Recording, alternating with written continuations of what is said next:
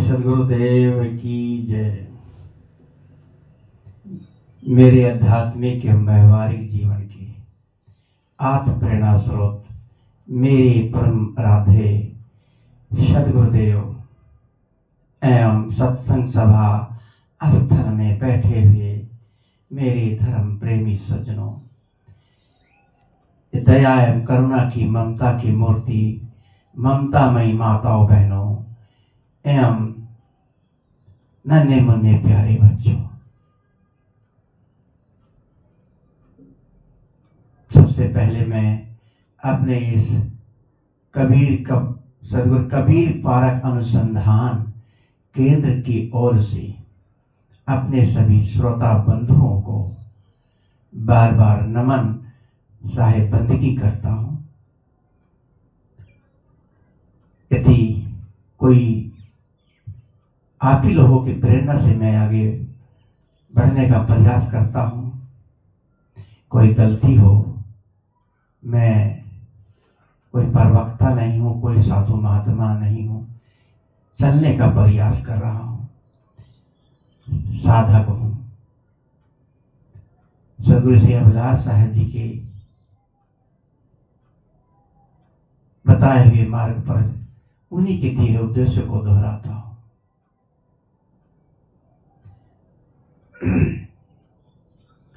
आज के विषय है कि हम जो लोग दिन रात दुखी रहने वालों का क्या सत्संग से कल्याण हो जाएगा? क्या भजन गाने से कल्याण हो जाएगा? सत्संग धर्म क्या पेशा है? क्या कृष्ण जी आत्मा के विरोधी थे? कबीर साहब क्या भगवान राम के विरोधी थे? गोस्वामी जी क्या पारखी बातें उन्होंने नहीं कही? क्या खाली राम के उपासक थे? आज इनके विचारों को थोड़ा उदाहरण रूप में चर्चा करने का प्रयास करूंगा। भजन करना और भजन सुनना, भजन गाना, भजन करना, भजन सुनना, ये तीनों अलग अलग है। भजन गाने वाला भजन गाता है, अच्छा, अब उसका मन तरंगित होता है। सुनने वाले का भी होता है और सुनता है। गाने वाला गाता है अपनी तरंग में, सुनने वाला सुनता है अपने इच्छा अनुसार। कैसे से गाने होते हैं कि इनमें मस्त हो जाते हैं। कई गाने बिल्कुल ऐसे होते हैं भजन कि जो अश्लीलता के भजनों के, अश्लीलता फिल्मों के भजनों का ही पलट, उसका फिल्मी के धुन की पलट में भजन गाए जाते हैं। मैं ये कहूंगा कि कहने का साहस तो नहीं हो रहा, लेकिन जहां तक हो सके फिल्मी धुनों की तरज के भजन कबीर साहब के मत गाएं। कबीर साहब के भजन बना बना लोग गाते हैं। भजन करना, भजन करना क्या है? भजन हमारे जीवन में क्यों महत्वपूर्ण है? भजन का शब्द अर्थ है भंजन माने तोड़ना। भजन का अर्थ है मानो तोड़ना, विभाजित करना, अलग अलग कर लेना, दोनों को अलग अलग करना। भजन क्या अलग करना है? जो अबध किया जाता है वो उसको कहानी के तौर पे करते हैं। जो अबध किया जाता है कहानी के तौर पर, बध नहीं किया, अबध किया, कहा उसको गद कहा जाता है। और जो पद कविता के तौर पर, भजन के तौर पे कहा जाता है, उसको पद कहा जाता है। तो भजन एक हमारे लिए तो कितना महत्वपूर्ण है। भजन हमें कैसे करना चाहिए? कबीर साहब कहते हैं कि,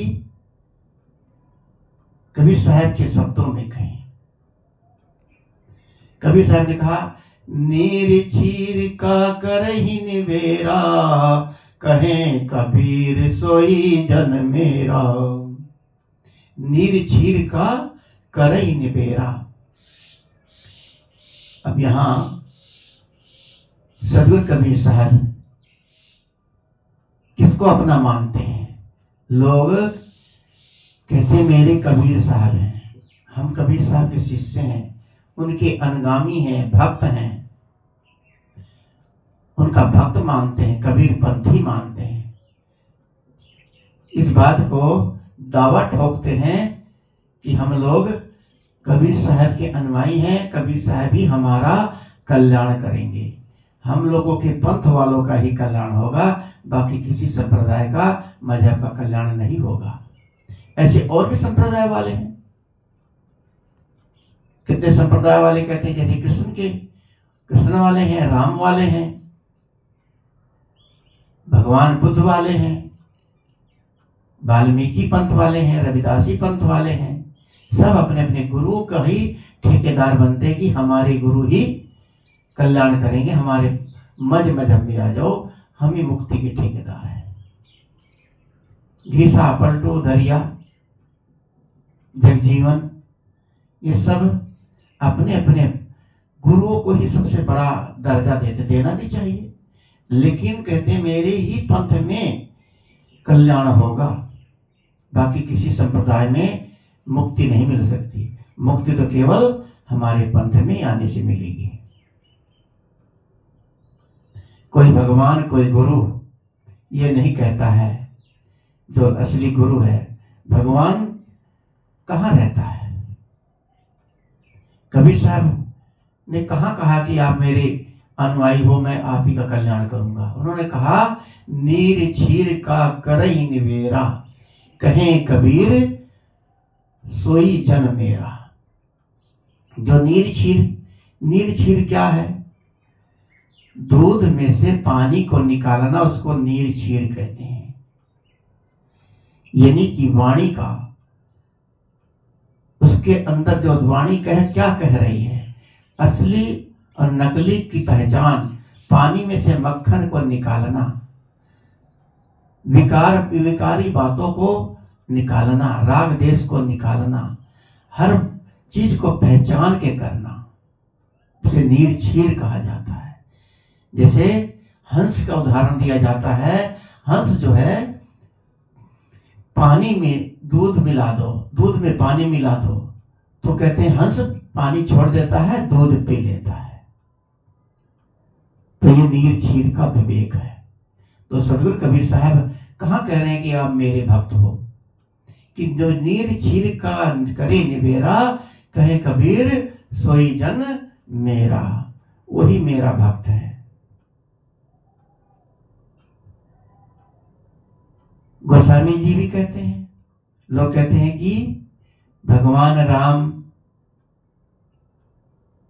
की पूजा करोगे, मंदिर में जाओगे, उनकी उपासना करोगे, तिलक लगाओगे, माला पहनोगे, गंगा में स्नान करोगे, तभी मुक्ति मिलेगी। हमारे भगवान राम से राम ही आपका कल्याण करेंगे। तो यहाँ पर गोस्वामी जी भी कबीरी भाषा बोलते हैं, एकदम कबीरी भाषा। ये हम नहीं कह रहे हैं, आपकी रामचरितमानस में गोस्वामी जी ने लिखा है। वो कहते हैं, निर्मल मन जन सो मोहि भावा, मोहि कपट छल छिद्र न भावा। निर्मल मन सदगुरु यहाँ कहते हैं, गोस्वामी जी के, निर्मल मन सोई मोहि पावा।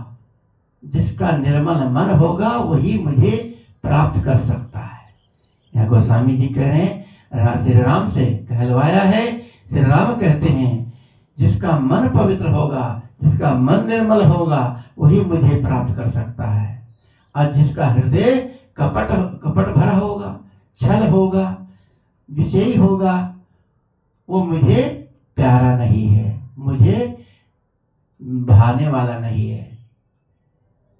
तो यहाँ पर कहाँ पूजा पाठ की बात कर रहे हैं, कहाँ माला जपने की बात कर रहे हैं। उन्होंने केवल निर्मल मन की बात करी। तो यहाँ कबीर साहब ने जो कहा कि नीर छीर का करे न बेरा, कहे कबीर सोई जन मेरा। यहाँ कबीर साहब भी वही बात करते हैं और गोस्वामी जी भी कहते हैं निर्मल मन जन सो मोहि भावा।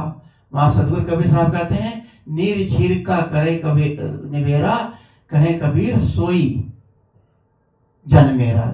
सो और सोई बात एक ही है कि वही व्यक्ति मेरा प्यारा है, वही मेरी भक्ति को प्राप्त कर सकता है, मैं उसी का सब कुछ हूं। तो कबीर साहब ने यहाँ पर गोस्वामी जी की बात एकदम, और गोस्वामी जी ने कबीर साहब दोनों।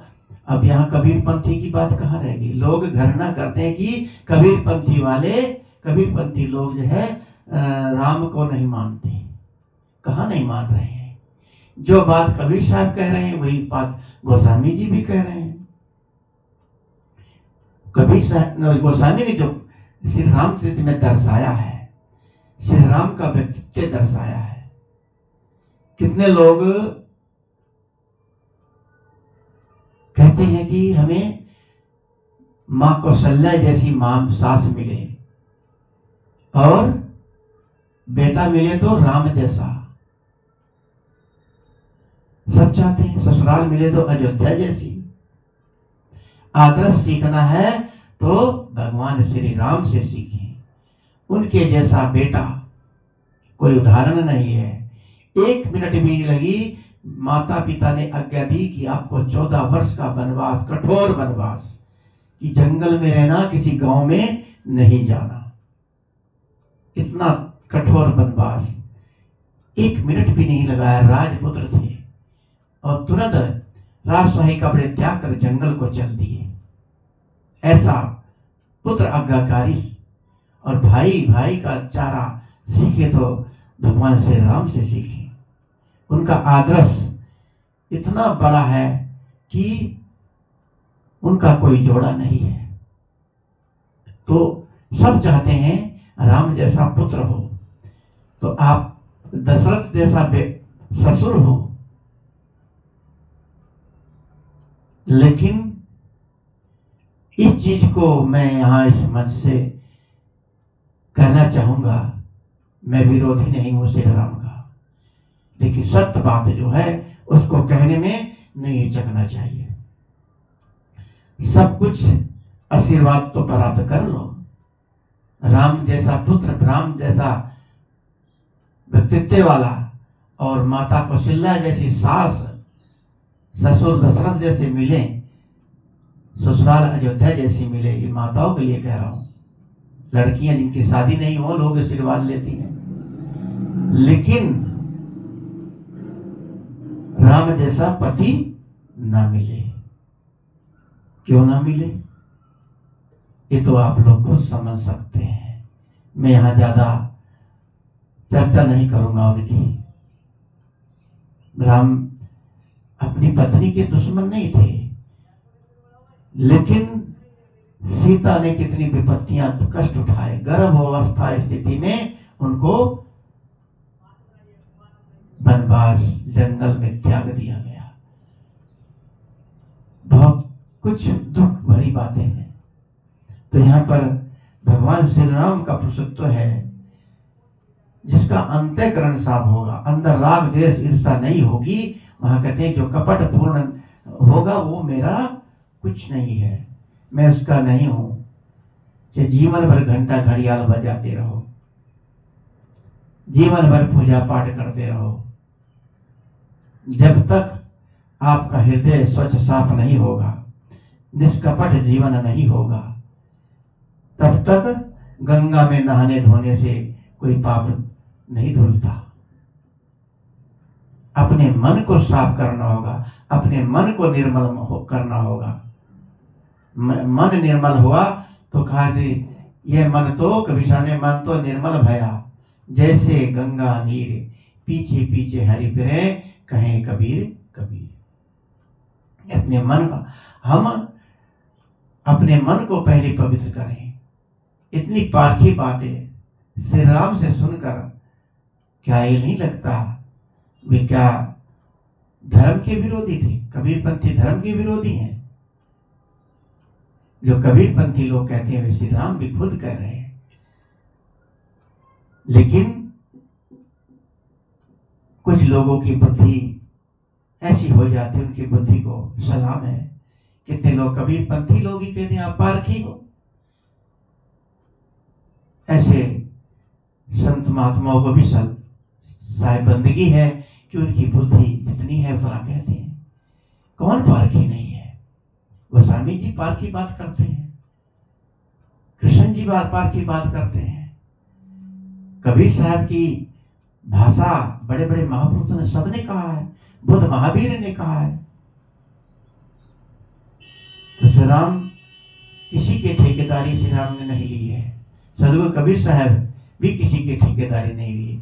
कबीर साहब ने तभी तो कहा, नीर शीर का करई निबेरा, कहे कबीर सोई जन मेरा। यही बात गोस्वामी जी कहते हैं। कोई व्यक्ति जो दूध में से पानी निकाल ले, नीर शीर का विवेक वो कर ले, वही मेरा है। आगे गोस्वामी जी भी कबीरी भाषा आगे और बोलते हैं, एकदम कबीरी भाषा। जड़ चेतन गुण दोष में विश्व कीन करतार, संत हंस गुण गाहि पे परिहर वारी विकार। गोस्वामी जी के यहाँ करतार कहते हैं, करतार शब्द का इस्तेमाल करते हैं। जड़ चेतन गुण दोष में विश्व कीन करतार। जड़ चेतन गुण दोष में विश्व कीन करतार मतलब संत का गुण क्या है? संत का गुण कि दोषों को निकालना, निर्छीर का विवेक, दोषों को निकालना और ज्ञान को ग्रहण करना, वही संत की परिभाषा है। अलग अलग कर लेना। गोसाई भी बात कहते हैं कि संत हंस गुण गाय पे। वही संत है, वही हंस है जो गुणों जो इसके अंदर गुण को निकाल ले। यहां कहां पूजा पाठ माला जपने की बात गोस्वामी जी करते हैं? पूरी सृष्टि गुण और दोष से भरी पड़ी है, लेकिन संत विवेकी जो होते हैं गुणों को निकाल लेते हैं और दोष को नहीं ढूंढते। विकारी यानी जो विकारी गंदा पानी है उसको छान लेते हैं। गंदे पानी को छानना समझ लो निर्छीर का विवेक करना। दूध है, दूध में से पानी यदि मिक्स होता है उसको निकाल देते हैं। तो निर्छीर का विवेक यही है कि ये असली जो ज्ञान है हर जगह सीखना चाहिए। ये नहीं है कि कबीरपंथियों का सत्संग चल रहा है वहां मत जाओ। ये कबीरपंथी लोग राम को नहीं मानते। राम को क्यों नहीं मानते? अंतर आत्मा ही राम है। भगवान श्री राम आज हैं। बताइए आप लोग कि आप भगवान को कैसे मानते हैं? अयोध्या में जाते हैं, वहां की मूर्ति रहती है, मूर्ति के आगे प्रणाम करते हैं। वहां भगवान राम कहाँ मिलते हैं? किसको? मूर्ति को नमस्कार करते हो, लेकिन अंतःकरण में आपके उनकी आत्मा बैठी हुई है, उनकी आत्मा को याद करते हो। तो यहां कबीर साहब भी तो आत्मा को ही राम कहते हैं, आत्मा राम। तो आत्मा ही जड़ चेतन। आगे गोस्वामी जी फिर आगे कहते हैं कि जड़ चेतन ग्रंथ, जड़ चेतन मन ग्रंथ ही पड़ी गई। जड़ और चेतन की मन में गांठ पड़ जाती है। जड़ और चेतन दोनों अलग अलग है, प्राकृतिक और पुरुष। जड़ चेतन की ग्रंथ पड़ी यद्यपि छूटत कथई। जड़ चेतन को जब तक इसकी गांठ को नहीं खोलेंगे तब तक जीवन भर भजन करते रहो, कोई कल्याण होने वाला नहीं है। भजन गाते रहो, तपस्या करते रहो, माला जपते रहो, गंगा में नहाते रहो, कभी भी आपका कल्याण नहीं होगा। नीर छीर का जब तक नीर छीर की गांठ नहीं खोलेंगे तब तक हमारा कल्याण नहीं हो सकता। नीर छीर में क्या है? हमारे जीवन में, भजन में, कल्याण में रुकावट क्या है? रुकावट हमारा मन है। मन ही हमारे जीवन का कल्याण का मार्गदर्शक भी है, मन ही हमारे भजन में रुकावट भी है। जैसे एक नदी हो, नदी के दो किनारे होते हैं, दोनों किनारों को यदि इस पार से उस पार जाना हो, इस किनारे से उस किनारे पे कोई बैठा हो, उससे हम बात नहीं कर सकते क्योंकि दूर है किनारा। नदी बड़ी होनी चाहिए, छोटे किनारे से तो बात हो जाती है। तो नदी बड़ी है, उन किनारों से उनको किनारों को मिलाना है, तो कैसे एक दूसरे से मिलेंगे? उससे पार होने के लिए हमें क्या करना होगा? एक पुल बनाना होगा। पुल, तो उस पुल से फिर हम एक दूसरे से वार्तालाप कर सकते हैं, बातचीत कर सकते हैं। ये किनारा क्या है और नदी क्या है? हमारा मन है उस पुल से आना जाना, जैसे नदी से, और जब आना जाना शुरू हो जाता है फिर आपस में बातचीत होती है और विवाद भी होता है, लड़ाई झगड़ा भी होता है।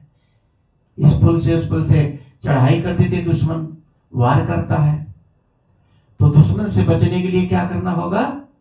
उस पुल को तोड़ देना होगा। तो पुल को तोड़ने से आपस में एक दूसरे का, दुश्मन का कोई संबंध नहीं होगा, वो खत्म हो जाएगा। ये मन रूपी पुल हमारा ही हमारे लिए दुख का कारण बनता है। मन रूपी पुल को तोड़ दो। मन हमारा विषयों में जाता है, उसको तोड़ दो। तो ये किनारा क्या है? नदी के दो किनारे हैं, एक किनारा है जड़ का और दूसरा किनारा है चेतन का। एक किनारा है प्राकृतिक का, एक किनारा है पुरुष का। एक किनारा है क्षेत्र का, एक किनारा है क्षेत्रफल का, क्षेत्रक का। और एक किनारा है आत्मा का, एक किनारा है अनात्मा का। एक किनारा है नीर का, एक किनारा है क्षीर का। एक किनारा है काया का, एक किनारा है हंस का। इन दो किनारे जो हैं उन्हीं का नाम मन है। मन रूपी पुल किनारों को जोड़ने पर दुख पैदा होता है। दोनों किनारों को जोड़ने से दुख पैदा होता है। इस किनारों को तोड़ दो तो आपका दुख समाप्त हो जाएगा। मन रूपी पुल तोड़ना होगा। यदि कहा कि मन की तरंग मार लो, बस हो गया भजन। आदत बुरी सुधार लो, बस हो गया भजन। मन जब पस्त होगा तभी मस्त होगा। मन की तरंग मार लो। मन में जो तरंगे उठती हैं, काम की, क्रोध की, राग की, द्वेष की, बस मन की तरंगी तो मारना है। मन की गांठ भी खुल जाएगी। जब मन की तरंग में खत्म हो जाएगी तो अंदर से राग द्वेष सब खत्म हो जाएगा। आत्मा अपना कल्याण हो जाएगा। आत्म कल्याण, आत्म उद्धार कैसे होगा? कहा है कि चाहे हजारों ब्रह्मा जन्म ले लें, 100 ब्रह्मा मर जाए, हजारों ब्रह्मा के मरने पर भी, ये किसने कहा है? एक आदि शंकराचार्य कहते हैं, किसमें विवेक चूड़ामणि पुस्तक है, उसमें आदि शंकराचार्य, आप लोग कबीरपंथी की बात छोड़ दो, कबीरपंथी लोग ही ऐसा कहते हैं, जड़ चेतन की बातें, आत्मा की बातें। यहां शंकराचार्य कौन है? कहते हैं कि वो शिव के अवतार थे।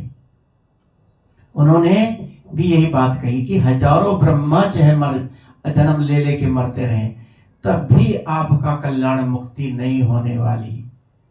बोलते हैं, कहते बदंतु शास्त्राणी भजन्तु देवान, बदंतु शास्त्राणी भजन्तु देवान, कुरंतु कर्माणि भजन्तु देवता। आत्मेक बोधेन बिना विमुक्ते न सिद्धंति ब्रह्मा सत्रांति। स्वामी शंकराचार्य जी स्वयं कहते हैं, जो जगत गुरु कहलाते हैं, कि जितनी मर्जी आप वेद शास्त्रों को पढ़ते रहिए, बदंती शास्त्राणी मतलब बोलना, शास्त्रों को जितना मर्जी पढ़ो बोलो, जितना मर्जी भजंती देवानी, जितना मर्जी देवताओं की माला जपो, पूजा पाठ करो, सारा कर्म कांड करते रहो, जिंदगी भर करते रहो। बताइए ये कौन कह रहा? कौन से कबीरपंथी थे शंकराचार्य? वो सब चीज का खंडन कर रहे हैं गुरु शंकराचार्य, कि जीवन भर आप कोई कर्म कांड करते रहो, हजारों 100 ब्रह्मा जन्म ले ले, एक ब्रह्मा के मरने पर कहते चारों युग खत्म होते हैं एक ब्रह्मा मरने पर। 100 ब्रह्मा ऐसे 100 बार मर जाए पैदा होके, तब भी आपकी मुक्ति कल्याण कभी नहीं होगा। कि भजन्तु शास्त्राणि भजन्तु देवान कुरंतु कर्माणि भजन्तु देवता। कितना मर्जी सब करते रहिए। आगे कहते हैं आत्मेक बोधेन बिना विमुक्ति न सिद्धन्ते ब्रह्मा सनातन। तब भी आपका कल्याण नहीं होने वाला। नदियों में जितनी मर्जी डुबकी लगाते रहो, जितनी मर्जी पूजा पाठ करते रहो, कितने मर्जी देवी देवताओं की पूजा करती रहो, 100 ब्रह्माओं के भी धरती पर आकर अवतार ले, तब भी आपकी मुक्ति नहीं हो सकती। ये कौन कह रहा? आदि शंकराचार्य, कबीर साहब नहीं कह रहे। आदमी का कल्याण कैसे होगा? जड़ तत्व आत्मा से अलग कर दो। जड़ चेतन, गोस्वामी जी ने कहा भी जड़ चेतन की बात करते हैं, तो जड़ चेतन को अलग अलग कर दो। प्राकृतिक और पुरुष, ये दोनों अलग अलग करो। आगे मैं छोटी सी कहानी आपको बताना चाहूंगा कि अनसुईया को सब जानते हैं। अनसुईया कौन थी? जग जाहिर है। और ये आदि शंकराचार्य के गुरु कौन थे? इनके संप्रदाय के गुरु की बात कर रहा हूं। जो संप्रदाय था इनका दत्तात्रेय, इनके सब इन संप्रदायों के गुरु कहे जाते हैं। पूरा ज्ञात नहीं है, लेकिन ऐसा सुनने में आया है कि दत्तात्रेय आदि शंकराचार्य मत के गुरु थे। और दत्तात्रेय किसके पुत्र थे? दत्तात्रेय सती अनसुईया के पुत्र थे। ये जान लीजिए, दत्तात्रेय सती अनसुईया के पुत्र थे। और अत्रि मुनि कौन थे?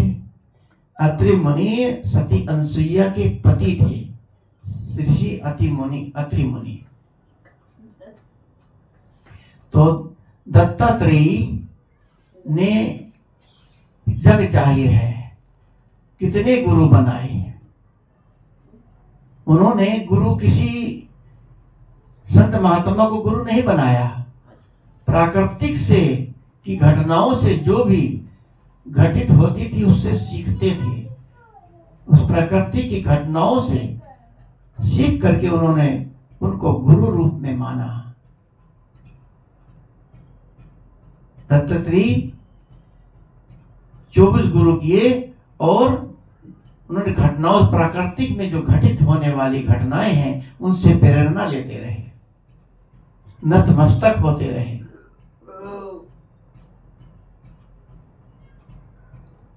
इतना कुछ समझने के लिए हमें अपना दिमाग, खुला दिमाग होना चाहिए, तभी हम दूसरों से ज्ञान प्राप्त कर सकते हैं। कहा है कि गुरु, जब तक गुरु न मिले साचा तब तक गुरु करो 10 पांचा। जब तक सच्चा गुरु मार्गदर्शी न मिले तब तक गुरु करते जाओ, चाहे हजारों गुरु करने पड़ जाए। लेकिन आम गुरु लोग कहते हैं कि भाई एक गुरु करने बाद दूसरा गुरु मत करना, नहीं तो पाप के भागी हो जाओगे। क्योंकि सोचते कहीं मेरा चेला दूसरे मजहब में ना चला जाए, दूसरों को न मानने लग जाए। इसलिए गुरु करने में कोई दोष नहीं है, लेकिन यहाँ दत्तात्रेय जी ने गुरु जो बनाए उनसे मार्गदर्शन जिनसे मिलता रहा।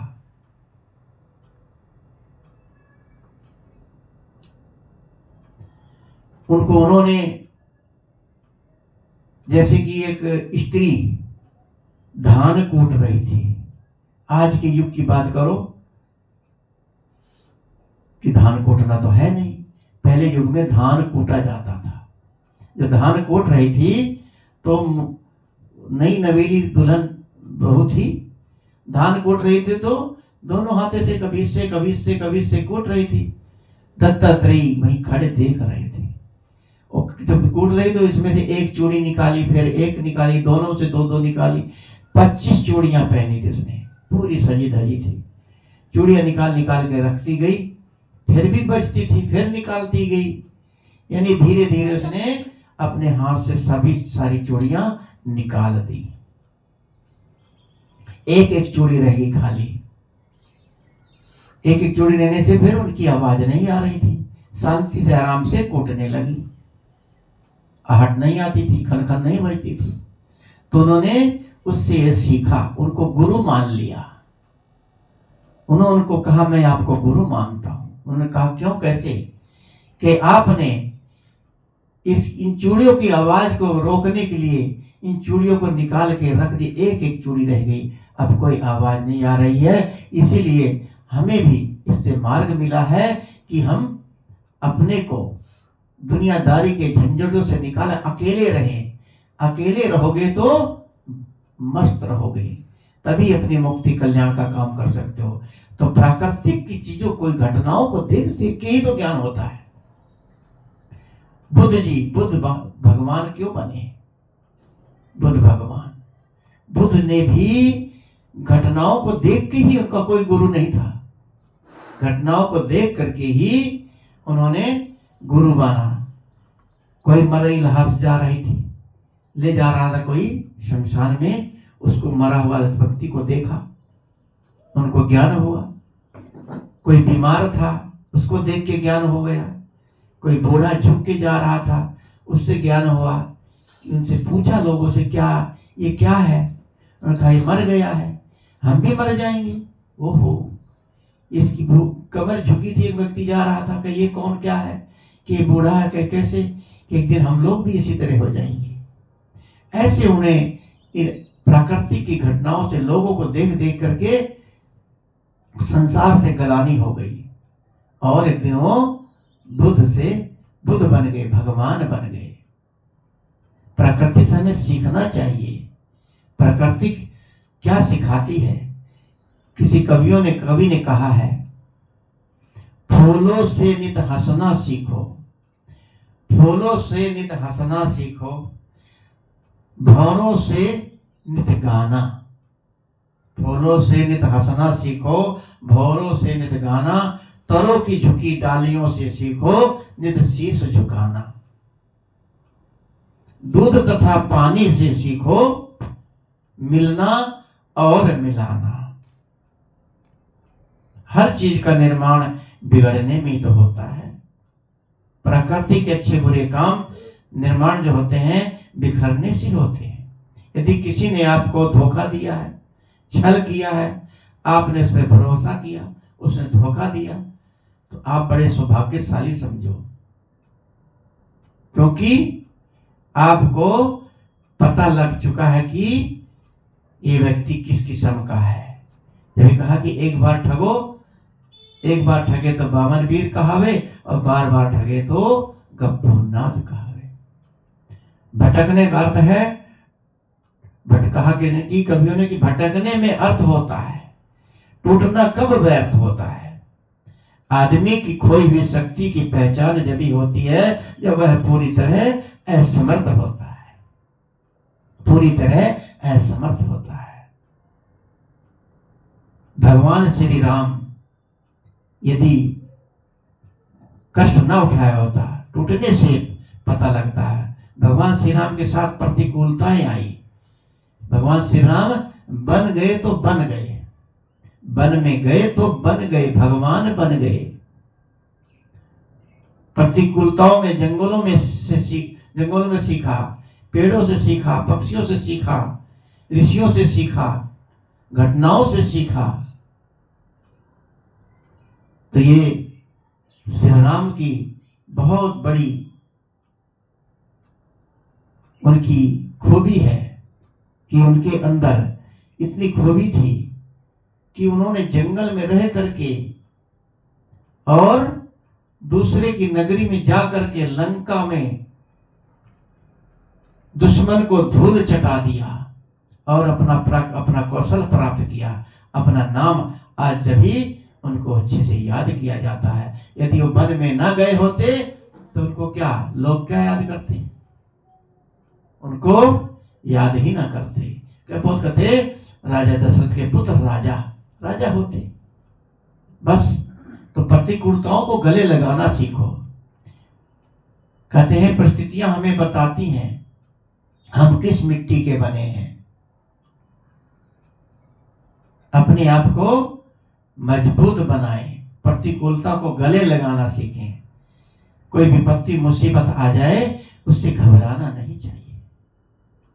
प्राकृतिक निर्माण ही टूटने से होता है। कहावत है कि जो पृथ्वी है ना, सूर्य से टूट के गोला था, उसमें टूट करके कुछ हिस्सा गिर गया, पृथ्वी बन गई।